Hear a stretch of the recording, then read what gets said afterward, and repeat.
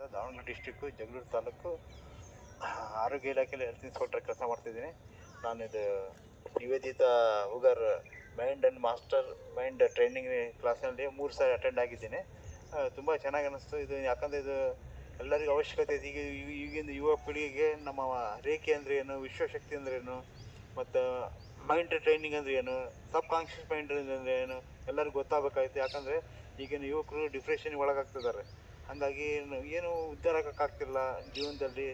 ಏನಾದ್ರು ಆಗಬೇಕು, ಏನೋ ಮಾಡಬೇಕು, ಜೀವನದಲ್ಲಿ ಸಾಧನೆ ಮಾಡ್ಬೇಕಂದ್ರೆ ಇಂಥ ಮೆಡಿಟೇಷನ್ ಕ್ಲಾಸಿಗೆ ಜಾಯ್ನ್ ಆಗಬೇಕಾಗ್ತೈತಿ. ಎಲ್ಲರಿಗೂ ಅವಶ್ಯಕತೆ ಇದೆ. ನಾನು ಯುವಕರಲ್ಲಿ ಮತ್ತು ಇವಾಗಿನ ಯುವ ಪೀಳಿಗೆಗಳು ಕೇಳ್ಕೊಳೋದೇನೆಂದರೆ, ಯಾವತ್ತು ಜೀವನದಲ್ಲಿ ಸೋಲಕ್ಕೆ ಹೋಗ್ಬೇಡ್ರಿ.